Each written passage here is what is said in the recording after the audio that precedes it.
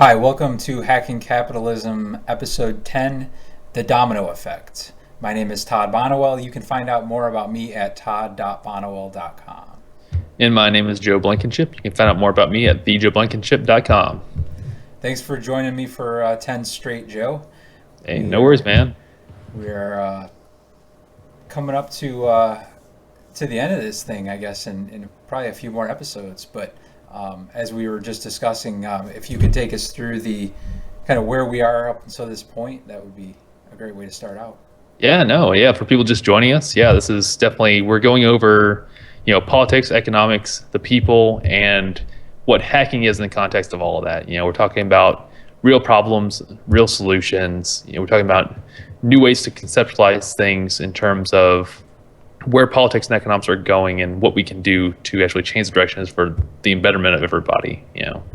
So in the last episode we talked about the first hack, the first step, the first kind of leap into that new system of political economy, looking at how we can hack capitalism to not only improve that system but to move from that system to something that's more suited for you to help you better improve yourself, so that you're not at the mercy of someone else that can use that system better than you can. So, I mean, right now, the domino effect is essentially what we're supposed, what we think we will expect after that first hack. After we've kind of taken control of the message, started spreading that message, kind of saying, hey, here's a new system, here's how the new power dynamic is going to work.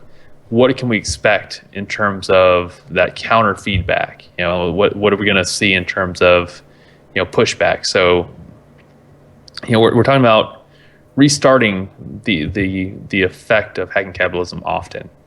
Every day, every week, you're going to find yourself asking your question like, where do I fit into this picture? And the kind of the underlying message is that we're going to keep on doing this type of reconceptualization of ourselves inside the system, so that we end up taking the power from corporations, from people that have overwhelmingly uneven power in terms of politics and economic influence, and shift that social dynamic to where the people in mass having the global labor power on their side. What can that group of people expect? Because they're willing to do anything to not only save themselves and their current systems, but to reinforce those systems in any number of ways that are essentially just smoke and mirrors. They'll revamp something in order to apply the soft power effect of, oh, this is a new system, when in fact it's just a revamp of the old system. But they're just as equally able to apply and leverage the political apparatus to apply real force, real violence in order to enforce those norms as well. So the domino effect is about drawing out the questions of, okay, if we promote this new system, if we start, if a small group of people, local farmers in India, decide to implement a new system of, local exchange, or some, student organization in Europe decides to implement some kind of incentive program, what should they expect from their respective counterparties? There's always going to be, negative feedback. There's always going to be a push against these new implementations. So, the domino effect is not just about pushing over one piece and expecting them all to fall. It's about re-engaging with that process persistently, so that we can ensure change actually sticks. Yeah, it's great points. It's the idea. It's, to me, it's also the idea that we're always progressing in different ways, right? It's the Mm-hmm. idea that it's not, it could be local farming as an instance, or data as a resource, or you know whatever Mm-hmm. the however it takes form. And I think the idea behind the Yeah. book is one of a blueprint, or a way. I hate to use the word manifesto, but a way, um, a way about. So, Yeah. and always it's a living document, right? So it can only be wrong if you decide not to contribute, I guess. Yeah. So so please contribute. And it's yeah. So that the idea that that we're going to take these things one at a time, or we're setting forward this momentum of a domino effect type action, I think is, it's on point for what we're trying to do here.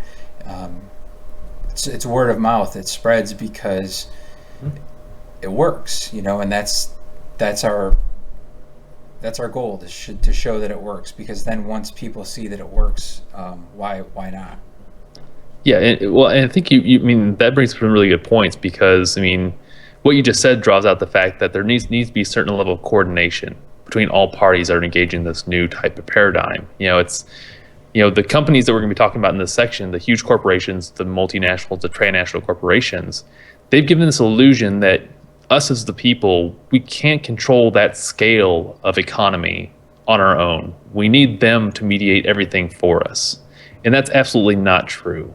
If we were able to implement and develop a framework like we're proposing here and implement it, every individual in that system is on the same page and can coordinate with each other, then there's no reason why we can't do the same thing that's been mediated to us by a very small group of people that have ultimately been profiting from that control. And then we talked about power and control before within this new system, and we're definitely talking about something that's more horizontal, more egalitarian, more decentralized.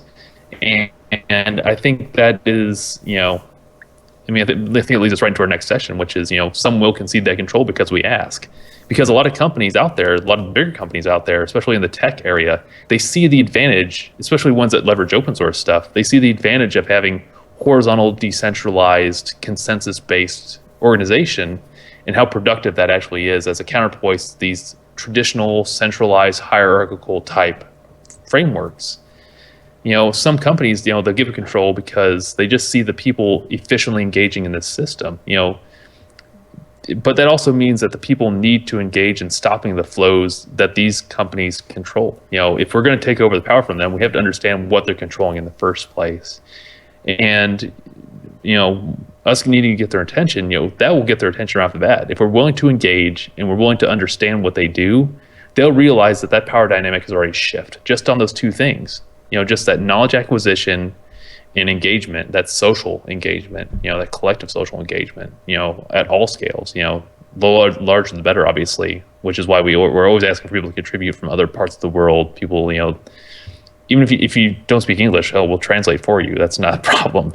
It's the engagement that counts. Because that symbolizes to the people that have the power, the people that will concede the control, that we're willing to do that. And I think just that by itself is a huge step. And it's something that a lot of bigger corporations, a lot of people that control the economic power, they haven't seen ever. And I think what we're trying to propose here, is something that will be something we will push against. I don't know if you had anything on that, but yeah.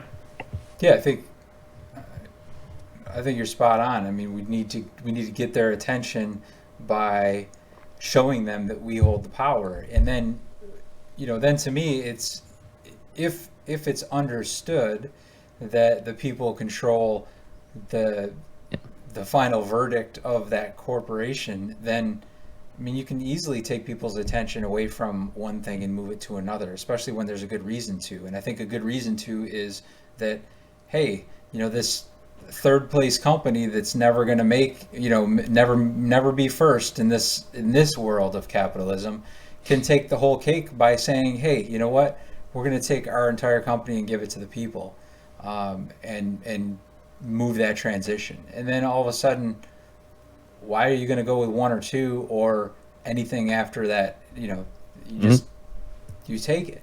And I think that's obviously not, it's an idealistic kind of mentality, but I think it's one that's not out of the gate. I think it's one of those things that during the transition, all of a sudden it becomes, yeah, of course, that's the only way we're going to make it through this thing. Yeah.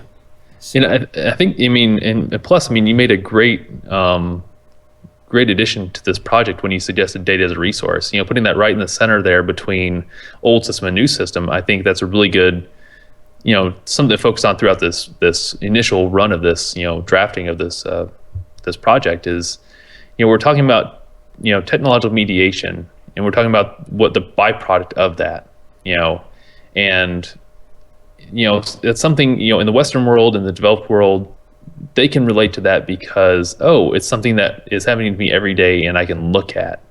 And they can engage with that, and they can also gain knowledge about it. And that creates a shift in the power dynamic, because they're going to start asking questions about, hey, why aren't I benefiting from this knowledge production, this data as a resource? And even people that are underdeveloped in developing parts of the world, people that are developing out the electrical infrastructure and the resources they need to have a good ICT backbone, information communication technology backbone, they're going to be asking questions like, oh, the developed countries are doing this, why can't I do this as well? So you have people that are now just getting online and trying to establish their own footprint of knowledge power in these new systems. So by having both people engage at both ends of that spectrum, with data as a resource, I mean, that's a really good way for people to just kind of understand the initial metaphors of going, hey, this is how I can shift power dynamics to help benefit me. Instead of giving somebody my data for free, why not when I get paid for it? Then it's going to ask them like, oh, what else can I get paid for? What is actually valuable? How am I valuable? I mean, these are very basic human questions. These are critical questions for us to ask of ourselves. I don't think a lot of people ask this until way later in life. Ask the questions like, how do I define value? What's the value of human life? By being engaged in these type of things, you ask those questions immediately, because it goes from money to value very, very quickly. Because you realize these things are just, they're abstractions, they're symbols of something else that I'm trying to get to. And whenever you talk about getting people to concede their control and trying to take control from things that are already mediating your lives completely, they're just as dependent on technology as you are, as everybody listening here to this podcast. Corporations, the government, even a lot of the social mechanisms that we use nowadays, what we consider our social circles, our friends, all those things are technologically mediated. All those things produce data as a resource. These are things that we can engage with and actually create our own power dynamics to regain that balance. We should be the ones empowered by our own actions. And, I think this brings us right into our next section. Some people will fight dirty to maintain our ignorance. They will lie. They'll change the rules both economically and politically, and they'll call in favors across all spectrums. They'll bolster people in the social circles that have no knowledge of what they're doing to essentially get activism going in their direction, and then call it the movement of the people. It's not a movement of the people. People have been fed this one perspective, and they're willing to fight to the death for it. And I'm like, whoa, it's like, you realize you're fighting over a brand name. It's like, don't get me wrong, Air Jordans are great shoes, but they're not worth stealing or getting in a fight over, or even dying over. Yeah. It's just a brand of shoe. It's your social value that you're attaching to it is what matters. Same thing with an iPhone or any kind of smartphone, really. I mean, the apps on a smartphone are ridiculously they're geared towards reappropriating that data as a resource. I mean, that's what most of them are geared for nowadays. Mm-hmm. And they don't even tell you about that. They say, oh, you agree to the terms, click here. And that's a way for them to lie and deceive you, for them to change the rules on you economically and socially in terms of power dynamics. And ultimately, you cede your political power via legal routes to even reappropriate that data as a resource. So you, as the people engaging in this process and to fight against people that are willing to fight dirty, you need to figure out your system of logic and trust in it, and then fight for it, because you're really fighting for your future. I mean, I think through this project, we're really talking about hacking capitalism and using data as a resource as a kind of a key case study, as a focus throughout this book, and seeing how it connects to the political, to the economic, to the social. But this could be any paradigm that you have in your local space. You need to establish and figure out the logic in that space, and then fight for your place in it, or fight for a better type of logic that you can use for the future. Because if you're not, the people that are willing to fight dirty to maintain those power dynamics they're just going to stay in power, and they're willing to both use soft and hard power to maintain that. Yeah, Joe, and to bring those two sections and points together, I think it's to say that, hey, listener, hey, fellow human, yeah, think about your position when you're in those situations and help to push the internal movement to cede that control to the people. And when you're up against a position where you feel like it's putting you in a position where you have to fight dirty against the people, don't do it. Just don't do it, you know. And we get it. Like whistleblowing is not taken, you know, very kindly these days, and it's nothing that we wish for anybody to go through, but it's important. So at the very least, don't engage in it, you know. So I think those 2 points, I just want to bring that you know, that personal impact, you know, that it's not, it is about the movement and about what we're trying to do and what is going to happen and that, but it's also about what somebody else's role is on the other side of this, you know, that could be taking part in hacking capitalism, and at the same time, you know, in the system still, and doing their best to free themselves from it. So yeah, no, that's a great point. And yeah, like I said, if you're listening and you're taking part in this project, you know, especially if you have a family, you know, it's like, you know, it's even standing up for your rights and voicing your opinions in a certain voice. Even here in the United States, you're not safe. If you're standing up and really promoting really good things that are, you know, counter-revolutionary to these established systems of power, economically, politically, socially, you will get pushback. You might even get arrested. And there are some parts of the world where, you know, it's not as nice as the U.S., where you just get arrested and you know, get off with a slap on the hand, essentially. You know, it's, you know, we're very sensitive to the fact that these are, you know, not just a global type perspective. You know, we understand there are places where there, you know, are massive gender inequalities, race inequalities, you know, and the list goes on and on. So when we're talking about trusting in your logic and fighting on, we're talking about the fight in terms of a struggle against the established paradigms. And I think, you know, Todd, you bring up an excellent point on that. I mean, it's very, very important. So reach out to us if you have any questions on where you should probably go, and we'll get everybody together, you know, legally, politically, economically, and we'll see how we can help you in your local space, you know, because I'm willing to do that for you. I won't speak on Todd's behalf, but me personally, I'm willing to get on tour, you know, talk to you anonymously, make sure your identity, privacy, confidentiality is protected, and you can let me know what you're thinking about doing in your local space in terms of hacking capitalism, and I'll totally help you out with that. Yeah, definitely.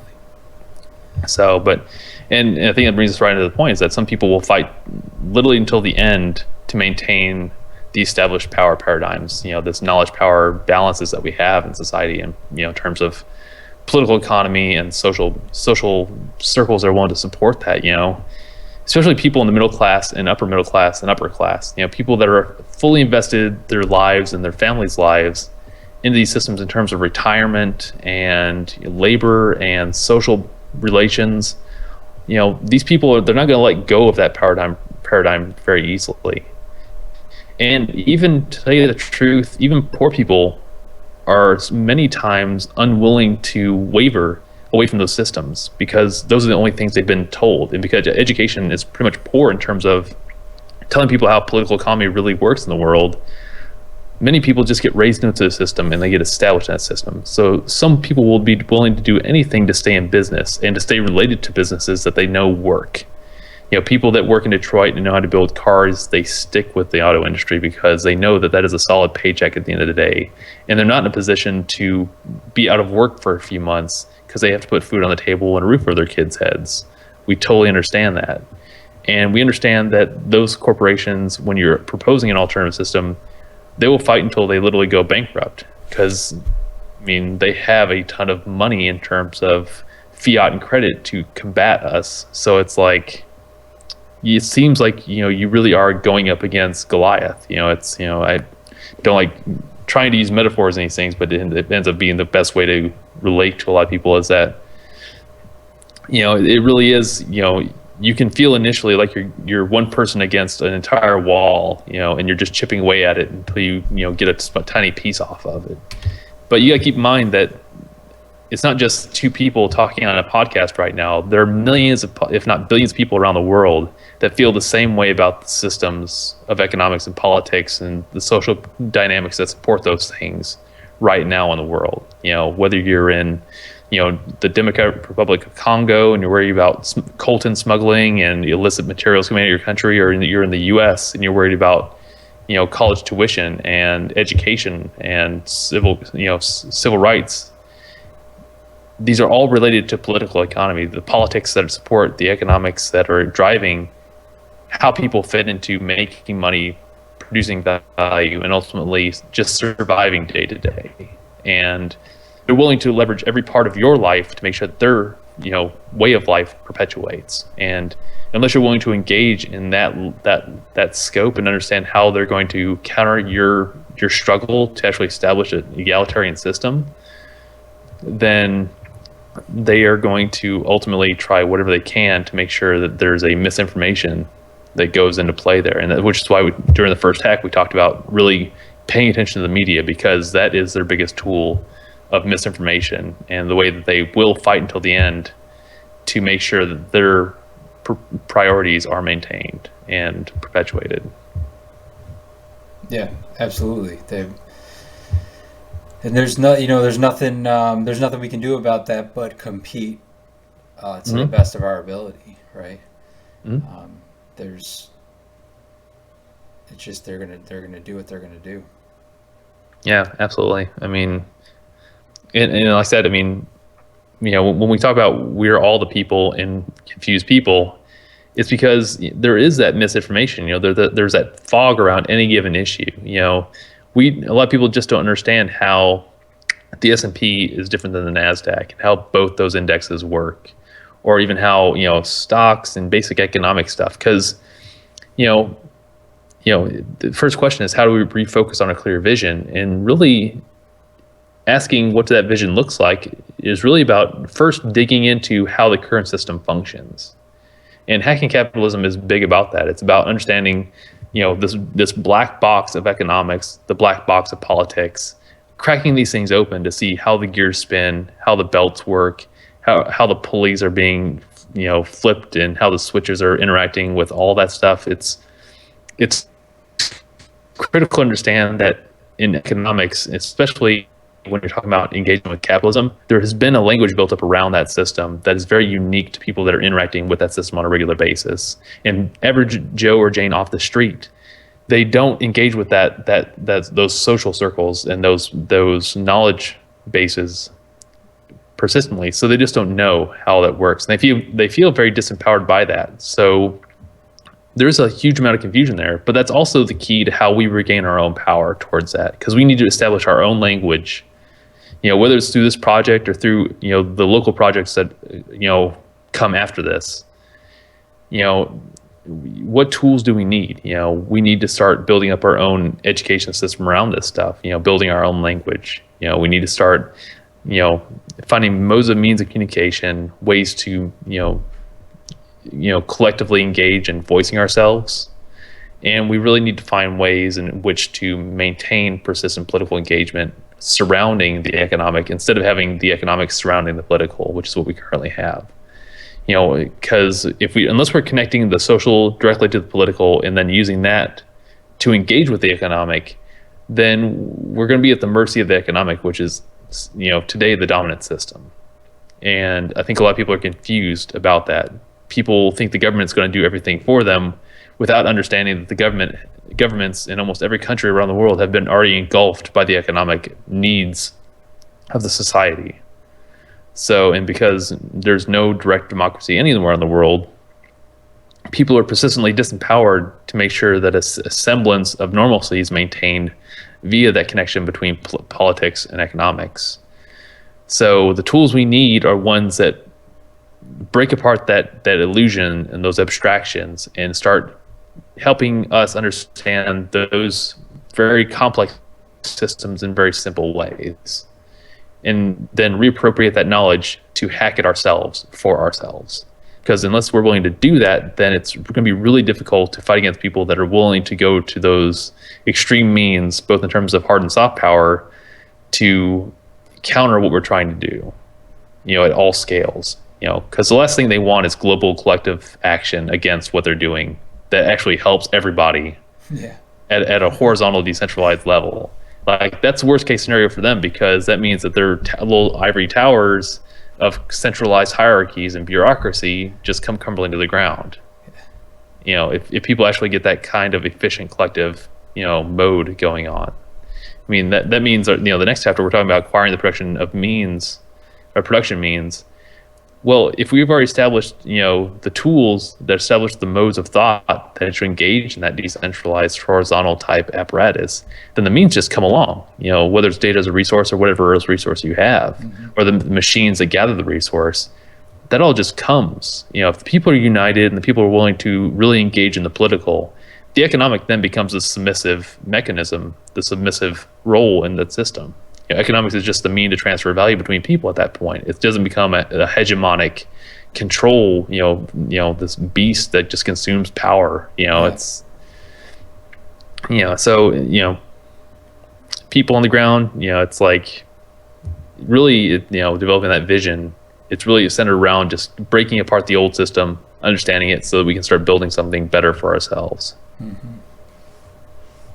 Yeah, we need to understand it so we can transition. Because it's, even if we talk about what does the future look like, what would an ideal system be, we still have to, we can't just all of a sudden magically just implement it. So yeah, we definitely, that's kind of where what we talk about is that blueprint for that transition. Yeah. Yeah, and like I said, I mean, we both understand there's going to be a massive amount of confusion because it's already confusing enough. It's in the language surrounding economics and politics and how we relate to that, it becomes more complex every year. People on the academic side, we publish stuff that are focused on engaging with these things, and then economists and politicians, they develop new, legal apparatuses and new economic agendas and new investment strategies, and all these things become super complicated and very hard for people to get involved with. And like I said, we're willing to take the step of going, yes, there's a problem, we need to solve a solution, but it requires everybody getting on board and saying, hey, I see this problem, I see this problem. And just raising the question, that the question actually helps direct you towards what tools you need. It also helps clear up confusion, because as soon as you raise your hand, guaranteed there's thousands of people that have the same question, the same exact question. They're like, oh yeah, I always wondered that myself. How do I do that here? Yeah.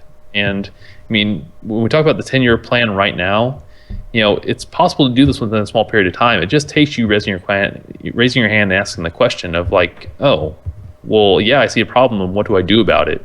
That's like the first step. That's directly out of the first hack. It's like we're talking about persistent re-engagement. Because your first day you're gonna say, yeah, there's a problem. What do I do? The next day is like, oh, I answered, what do I do? Now, how do I do it? Because everybody, the people hold the power. And when we say the people, we're talking about everybody collectively. We're talking about everybody figuring out how the system works. And if you need help, we're there. Because we want to make sure that if you're going to be engaging in, exchanging value, exchanging your products, putting stuff on markets, really trying to get value for yourself by understanding how capitalism works, and specifically looking at data as a resource. If you're producing data as a resource, you should be paid for that resource. If you're producing stuff, you should be getting paid for it. That's how that works, and that ultimately exposes, why we need to wield it, why we need to wield that power in terms of politics, economics, and general social and engagement. Is it's not just a one-day thing, it's a persistent cycle, but it's also a part of a bigger thing where you're moving forward. So every year you'll be seeing a new 10-year plan moving forward, and it's going to be more progressive. It's not about just saying, oh, we have a 10-year plan today, let's just work within that one paradigm, and then 10 years from now we have exactly what we planned 10 years ago. No, that's not how that works. We want to say, okay, today I want to see this in 10 years. I'm going to do this today. And then tomorrow you're going to be like, oh, well, I did that yesterday. I have a way better 10-year view now. So you're going to keep on doing that every day. And then when 10 years comes along, you're going to be 10 to the nth number power ahead of where you were. And that's kind of the goal of hacking capitalism, is to say, I figured out how the system works, I hacked it, and now I'm the beneficiary of the system instead of the person being used inside of it. Yep. Awesome, man. Yeah, I believe I'm a believer. I'm a believer. Yeah, but like I said, I mean, it's when we really pair up the first hack and the domino effect, when you take that first hack, you start knocking over pieces. It just dominoes are just chaos. It's entropy in action, and what we're trying to draw here is that if we're willing to hack the system in order to get something out of it, we need to understand that there are consequences, and it's going to affect real people in real time in real places. And we want to make sure that we're thinking ahead of that, because like that, in a 10-year plan, my 10-year plan tomorrow is going to be hopefully more progressive and more inclusive than the day before, and it's going to be focused on helping people understand what's going on around them. And it's always about kind of a collective risk management, looking at how to help people engage in this without getting hurt, without having their families getting hurt, and ultimately building up a better political social link.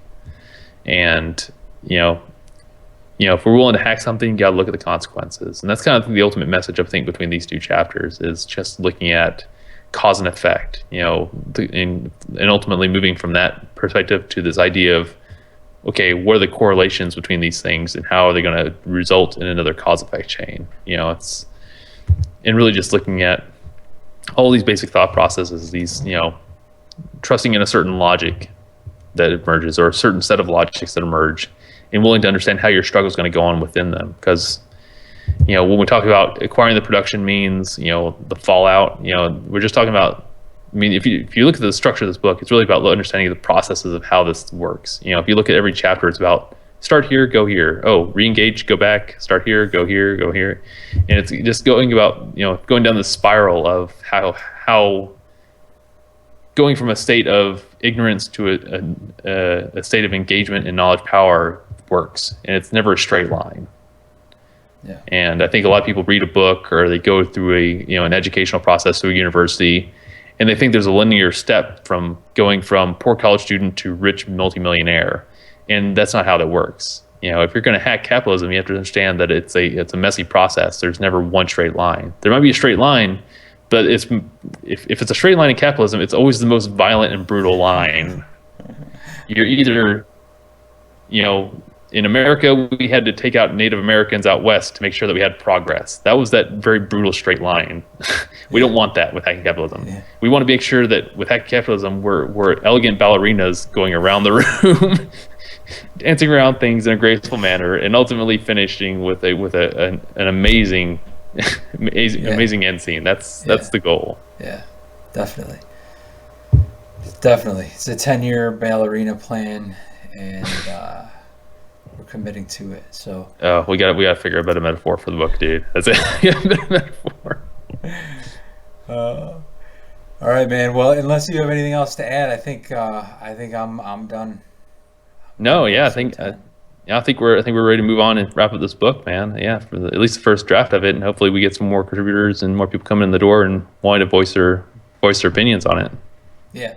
Plus, we'll be in. Joe and I are talking about doing more episodes along in the same vein with talking about current events. So yeah.